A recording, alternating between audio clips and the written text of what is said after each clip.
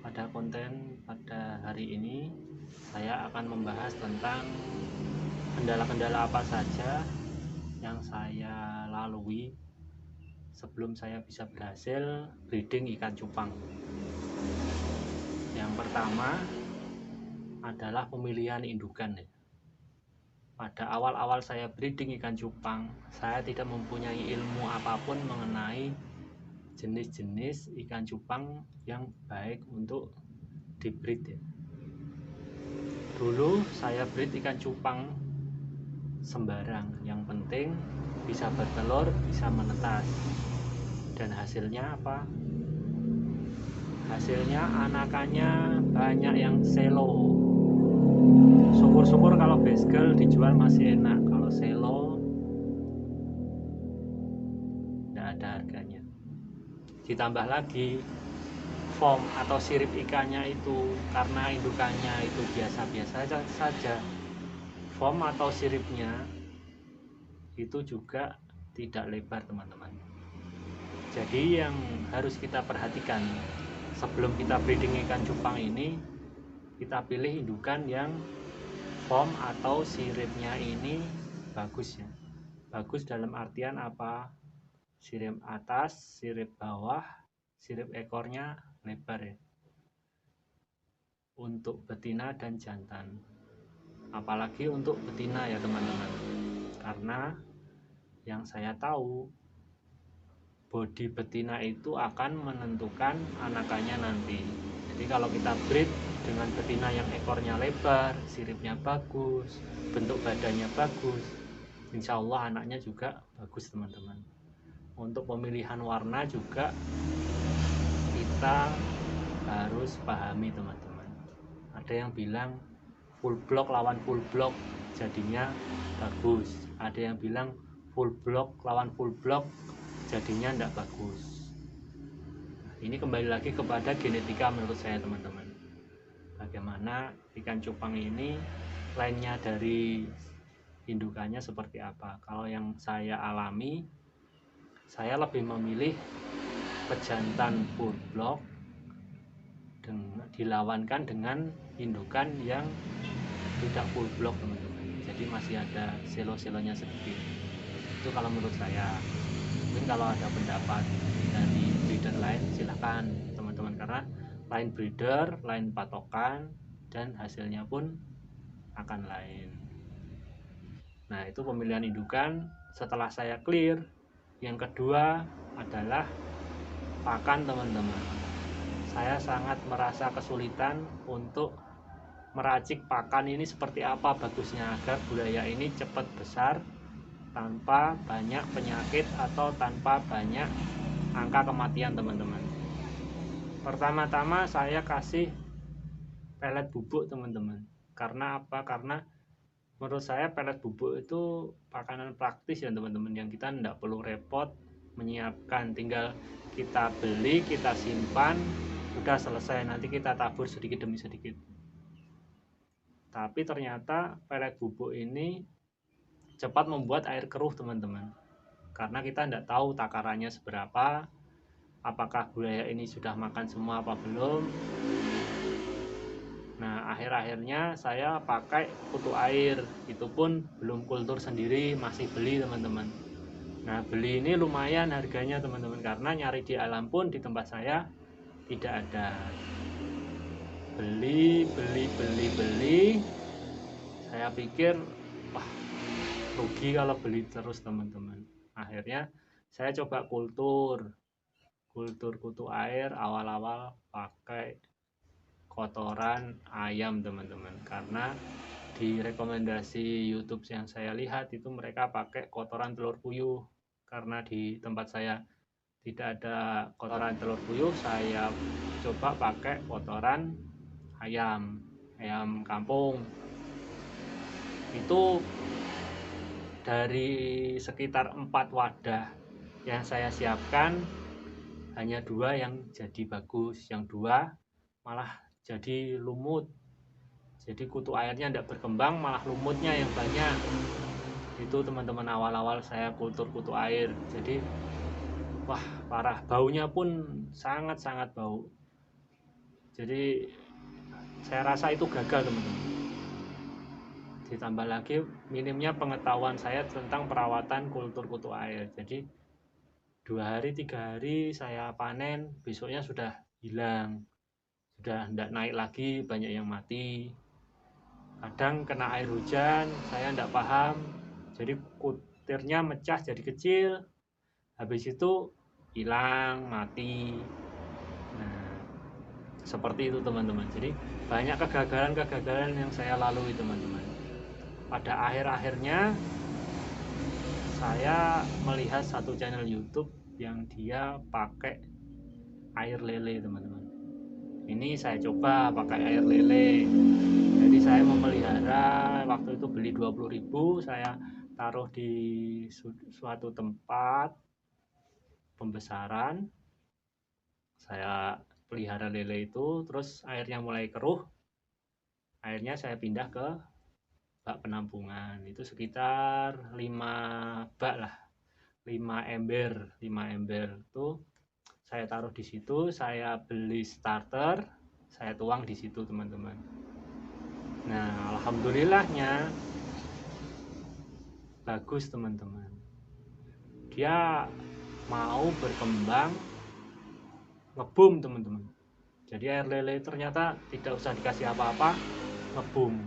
Jadi takarannya waktu itu setengah ember air bekas lele, terus saya kasih air tanah atau air sumurnya setengah. Jadi porsinya setengah-setengah, enggak pekat air lele semua teman-teman. Itu awal-awalnya seperti itu. Untuk kesininya saya taruh full 100% air lele, dan itu pun hasilnya tetap bagus teman-teman. Jadi 4 hari sudah bisa panen, tiap 4 hari sudah panen, nanti 7 hari saya ganti air, seperti itu terus teman-teman siklusnya. Jadi 4 hari saya panen, nanti 4 hari ke-5, hari ke-6 saya panen, hari ke-7 saya ganti air, seperti itu terus. Itu berjalan hingga sekarang teman-teman. Terus ditutup atasnya agar tidak terkena air hujan teman-teman. Yang perlu kita perhatikan juga, telur-telur nyamuk ini mesti kita ambili teman-teman. Kalau enggak, kita siapkan satu wadah buat kultur jentik nyamuk, karena kita butuh juga jentik nyamuk untuk mungkin support indukan yang ingin kita naikkan, kita breed, kita kasih jentik nyamuk agar telurnya cepat penuh teman-teman. Kalau untuk yang kita khususkan kutu air, mending telur nyamuk ini kita ambili semuanya, kita pindah ke suatu tempat yang tersendiri teman-teman, agar saat kita panen kutu air ini jentik nyamuknya tidak ada teman-teman. Nah, itu setelah saya selesai dengan pakan, terus saya merasa kesulitan di setting air teman-teman, dan tempat breeding. Awal-awal tempat breeding saya dulu itu styrofoam yang kecil, styrofoam ukuran 10 kali 25 kalau tidak salah. Pakai styrofoam ini ya bagus, soalnya kan styrofoam ini bisa menjaga kestabilan suhu ya. Cuma saat nuangkan ke pembesaran ini saya merasa kesulitan, karena styrofoam itu kan permukaannya keset ya teman-teman. Jadi saat permukaan keset ini kita taruh, nih budaya banyak yang nyangkut. Jadi saat nyangkut ini kita kasih air lagi, kita tuang lagi, masih ada yang nyangkut, kita kasih air lagi, kita tuang lagi. Jadi bolak-balik saya rasa tidak praktis. Yang kedua, pakai ember teman-teman, pakai ember es krim. Pakai ember es krim ini sama, dia nyangkut-nyangkut juga. Jadi saat kita tuang banyak yang nyangkut di ember es krim yang 8 liter. Yang ketiga, saya pakai mangkok yang terakhir, mangkok yang diameternya sekitar 20-an cm. Ini enak teman-teman, kita tuang ini licin dia, tidak ada budaya yang nyangkut ya. Kita tuang, budayanya langsung turun semua. Nah, ini yang saya pakai sampai sekarang ini teman-teman, mangkok ini buat breeding. Kita juga nyaman. Jadi airnya ini, air di tempat pembesaran yang kita tuang ini tidak begitu goncang dia, karena kita bisa pelan-pelan nuangnya. Airnya pun turunnya enak dia, set gitu. Setting air ini juga saya masih coba-coba ini. Dulu tidak pakai ketapang, tidak pakai garam ikan, tidak pakai air obat biru. Hasilnya apa? Banyak indukan yang setelah di breeding ini tidak mau makan. Kalau tidak, setelah di breeding dia sakit teman-teman, kena sisik nanas, terus mati. Jadi beberapa indukan saya tuh ada yang gagal kawin terus sakit terus mati, ada yang habis kawin terus sama dia tidak mau makan terus mati.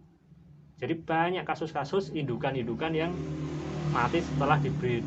Setelah saya belajar lagi dari breeder yang cukup sukses ya di YouTube, ternyata ada treatmentnya. Treatment indukan sebelum di breed itu kita ganti air sehari sekali ya teman-teman. Itu tujuannya agar si cupang ini, merangsang si cupang ini agar selalu buang kotoran. Jadi saya perhatikan ini cupang ini kalau di tempat yang bersih dia cenderung untuk buang kotoran teman-teman. Jadi kalau pencernaannya dia lancar, saat di breed dia bagus, tidak sakit teman-teman. Nah seperti itu. Ternyata masuk akal juga ini ajarannya beliau yang sudah duluan main ikan cupang ini. Saya lakukan, hasilnya positif teman-teman. Jadi ikan-ikan cupang saya setelah saya breed ini tidak banyak yang sakit, hampir tidak ada yang sakit. Nafsu makan bagus. Jadi dia habis di breed kita angkat ini dia pulihnya cepat, tidak lama dia sudah mau makan lagi, tidak langsung lincah lagi. Untuk air, nah ini mulai saya amati ikan cupang ini, kenapa kok kadang lambat dia itu bertelur, terus kadang cepat. Memang tabiatnya seperti itu. Jenis-jenis masing-masing ini punya kepribadian sendiri-sendiri teman-teman. Mungkin kita kan tidak tahu dia tuh sebenarnya sudah siap kawin apa belum. Kita taunya dari fisik sudah besar, telurnya sudah kelihatan banyak, main kita satukan saja. Sebenarnya tidak seperti itu. Mereka juga mungkin ada kesiapan-kesiapan yang kita tidak tahu. Tapi kan ya namanya kita manusia ya, sudah umur, sudah size-nya masuk ya kita breed saja ya kan. Masalah cocok apa enggak ya tinggal kita tunggu, kalau enggak cocok kita angkat aja. Seperti itu teman-teman. Nah untuk pemberian daun ketapang, garam dan air biru di tempat perkawinan ikan cupang ini saya rasa cukup penting teman-teman. Apalagi plastik yang untuk bantu dia nahan gelembung dari angin. Ini perlu. Ada breeder yang enggak pakai itu, enggak masalah. Nyatanya mereka juga bisa ngebreed tanpa ada plastik. Kalau saya pribadi cenderung lebih saya kasih plastik, karena apa? Dia menjaga kestabilan gelembung ini agar tidak mudah pecah teman-teman. Karena kadang angin ini bikin gelembung. Kalau tidak percaya, kalau ikan cupang teman-teman lagi bergelembung, sampai tiup gelembungnya nanti gampang pecah itu. Jadi itu untuk daun ketapang tetap saya kasih, selain untuk kestabilan pH air, juga untuk tempat berlindung betina setelah proses perkawinan. Karena tabiat pejantan untuk melindungi telurnya itu seringkali betina yang sudah habis dibuahi atau diambil telurnya oleh pejantan itu akan dia jauhkan dari tempat gelembung telur ini. Nah, kadang betina sudah mepet-mepet masih dikejar, masih dihajar teman-teman sama pejantan. Makanya kita siasati, kita pakaikan kita letakkan daun ketapang di situ. Untuk apa tujuannya? Agar saat sudah proses perkawinan dan pejantan menjaga telur, nah betina ini dapat sembunyi di situ sebelum kita ambil atau kita angkat. Nah, nanti kita pantau pelan-pelan. Misalkan betinanya sudah mulai minggir-minggir diusir sama pejantannya, tinggal kita ambil, kita angkat. Nanti kita kasih makan. Nah, masalah tentang pemberian pakan ini teman-teman, saya juga bingung. Soalnya dari beberapa kali perkawinan ini, saya kasih makan ini ada yang mau makan, ada yang tidak mau makan teman-teman. Jadi sampai jentik-jentik itu saya rasakan kasih makan jentik-jentik langsung dimakan ya. Ternyata enggak teman-teman. Saya lihat itu jentik-jentiknya, wih, malah loncat sana loncat sini berenangnya enggak karu-karuan karena enggak dimakan sama pejantannya. Pejantannya enggak mau makan teman-teman. Nah, saya siasati akhir-akhir ini belakang ini kalau saya ngebreed, saya ngasih pakan jentik ini saya matikan dulu. Jadi jentiknya saya matikan sekitar 5 ekor, terus saya masukkan. Jadi misal dia mau makan, ya silahkan. Kalau misalkan tidak mau makan, jentiknya pada posisi mati, tidak ganggu telur ataupun nanti budaya yang baru netas, seperti itu teman-teman. Nah, itu ada apa namanya, pilihan-pilihan. Soalnya ada breeder yang ngomong kalau sedang jaga telur nggak usah dikasih makan, itu ada yang seperti itu. Itu pun apa ya namanya, tetap bisa dilakukan karena tabiat indukan cupang itu beda-beda. Ada yang kalau jaga telur tetap makan, ada yang kalau jaga telur dia tidak suka makan. Itu memang saya buktikan nyata teman-teman. Untuk sekarang saya ya tetap kasih makan walaupun sehari sekali, sore aja atau pagi aja, karena kalau waktu dia jaga telur kita sering tengok-tengok, angkat-angkat tutup wadahnya, takutnya indukan stres makani budaya, jadi yo sayang lah teman. Nah, itu untuk makanan sudah, untuk tempat perkawinan sudah. Sekarang untuk media pembesaran ini juga saya masih belajar. Untuk awal-awal saya pakai ember, sekarang saya pakai bak yang hitam itu, yang besar, yang karet anti pecah itu.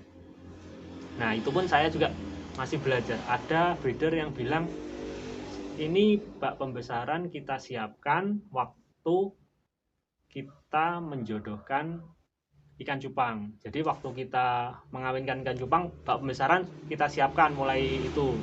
Jadi ada yang bilang dikasih EM4, dikasihkan ketapang, dikasihkan antibiotik. Nah, seperti itu. Kasih daun pisang. Jadi harapannya waktu nanti setelah 4 hari budaya siap dimasukkan ke tempat pembesaran, tempat pembesaran ini sudah ada makanan alami dari pembusukan daun pisang seperti infusoria. Ada juga yang dia siapkan kutu air, starter kutu air di situ. Jadi saat budaya masuk ke situ, kutu air sudah mecah menjadi kecil, jadi langsung bisa makan. Ada juga yang dia tempat pembesarannya itu hanya disiapkan pakai air endapan dan tanaman air seperti enceng gondok. Ada yang berpendapat bahwa seperti itu sudah nanti di dalamnya tumbuh mikroorganisme yang bisa dimakan oleh budaya ikan cupang. Nah, yang ini yang pengen saya praktekkan teman-teman, tapi saya rasa belum berhasil teman-teman karena kemarin telat. Waktu budaya sudah netas, saya baru kepikiran kasih enceng gondok. Untuk mungkin ngebreed yang ke depan saya coba siapkan media pembesaran yang dikasih enceng gondok dahulu. Nah, nanti kita lihat apakah tidak dikasih makan ini bisa tahan apa enggak. Yang kemarin saya coba ini lain cupang, yang enggak kasih makan itu gapi teman-teman. Jadi saya dikasih 3 ekor gapi, 1 jantan 2 betina. Karena enggak begitu suka ya awalnya, langsung saya taruh di tempat pembuangan ya. Jadi kalau tiap saya ganti air ini saya siapkan satu tempat untuk di situ saya buangi, nanti muncul infusoria di situ teman-teman. Karena daun pisang, daun ketapang masuk situ semua. Memang infusorianya banyak teman-teman, tapi nyaringnya saya agak kesusahan. Jadi saya ambil sama air-airnya, ya bau teman-teman. Nah itu saya taruh di situ ikan cupangnya. Tidak lama, ikan cupang, ikan gapi. Tidak lama ikan gapinya netas kecil-kecil ini teman-teman. Saya biarkan di situ lama, tidak mati teman-teman. Ternyata dia makan, tidak tahu kotoran apa mikroorganisme di situ sampai besar ya lumayan. Nah ini saya baru tahu ternyata di tempat yang secara kasat mata kita tidak bisa lihat itu bentuknya ada apa di situ, ternyata di situ ada makanan bagi budaya ikan cupang atau ikan gapi. Dan yang lebih heran lagi teman-teman, setelah perkawinan apa ya namanya, habis melahirkan itu, habis beranak ikan gapinya, jantannya mati teman-teman. Jadi tinggal betina 2. Tidak lama betinanya satu lagi mati. Nah tinggal satu betina. Nah tinggal satu betina ini kan bingung saya. Wah ini kok cuma punya satu betina ikan gapi, ini buat apa? Saya taruh di ember mangkok yang sering saya buat untuk mengawinkan ikan cupang ini. Ya saya kasih makan tiap hari. Tidak lama kok saya lihat, loh kok keluar anaknya. Padahal tidak dikawini sama pejantan teman-teman. Jadi bisa beranak. Saya juga bingung apakah dia nyimpan sperma dari pejantan, saya juga tidak paham. Itu sampai 2 kali, 2 periode melahirkan teman-teman. Saya juga heran, ternyata ikan gapi ini tidak ada pejantannya kok bisa ini ya, bisa melahirkan dia ya. Subhanallah, ini sangat ilmu baru buat saya teman-teman, tidak tahu ini. Nah ini sudah lumayan banyak ikan gapi saya teman-teman, dari 3 ekor yang dikasih sama kawan saya, alhamdulillah teman-teman. Nah ini setelah media pembesaran teman-teman. Terus ada kebingungan lagi saya setelah umur sekitar 1 bulan, karena saya itu males cari pakan hidup. Saya kasih pelet yang ukuran 500 mikron, mereknya ya Primafit, saya sebutkan tidak apa-apa. Ini sekilonya sekitar 20.000, mungkin di tempat teman-teman harganya beda selisih sedikit ya, biasalah bakulan. Jadi saya kasih itu, ternyata ya bagus teman-teman, tidak harus pakan hidup, pakai pelet itu pun cupangi lahap. Tapi kekurangannya kalau kita pakai pelet, kadang kalau tidak cepat habis, maksudnya kita kasih makan agak kebanyakan, dia airnya cepat keruh. Jadi kalau kita punya bak pembesaran yang ikan-ikannya ini kita beri makan pakai pelet, saran saya ya sering-sering disifon. Apa itu sifon? Sifon tuh kita pakai selang bangunan tuh loh, yang bening atau selang apalah. Nah ini nanti kotorannya, jadi selang ini kita isi air dulu, kita sumbat yang satu. Nah ini kita celupkan, ini kita buka. Jadi tidak usah nyedot pakai mulut, tidak usah, nanti tertelan malah. Nah, kita isi air, kita tutup yang sini, ini kita masukkan ke ember. Nah ini kita taruh di bawah lebih rendah, terus kita buka. Nah ini kan otomatis ngalir. Nanti di dasarnya banyak kotoran nih, nanti tersedot semua. Nah itu kayak gitu sistemnya, sedot kotorannya. Tapi kita hati-hati, kalau masih pemula ya tempat buangannya kita kasih ember, agar nanti kalau budayanya ikut kesedot kita bisa ambil lagi. Tapi kalau tempat pembuangannya tidak kita kasih apa-apa, langsung los ke pembuangan, nah nanti kalau ada budaya yang kesedot langsung hilang ya kan, seperti itu. Jadi umur 1 bulan itu kita sifon. Nah nanti kalau sudah umurnya 2,5 bulan kan sudah besar, kita pakai gayung tidak apa-apa, pelan-pelan, yang penting tidak begitu tergoyang. Kita ganti air, kita kasih ketapang, kasih garam, itu sirkulasinya teman-teman. Nah nanti kalau sudah sekitar 3 bulan atau 3,5 bulan, sudah siap sortir, silahkan pisahkan pejantan, angkat, kita botoli untuk memaksimalkan foam atau sirip-siripnya biar berkembangnya sempurna dan tidak saling melukai teman-teman. Kadang ikan cupang kalau di lubuan sudah besar-besar ini kadang sering ini berkelahi dia. Yang sayang siripnya, kalau siripnya nanti remuk kan ya harga jualnya rendah teman-teman. Bisa memang pulih, tapi kan pulihnya itu lain sama kalau tumbuh alami. Nah seperti itu teman-teman. Itu dari awal sampai akhir sudah saya sedikit bagi pengalaman saya tentang bagaimana saya memelihara ikan cupang. Untuk selanjutnya mungkin ada tema lain, nantikan teman-teman di channel saya.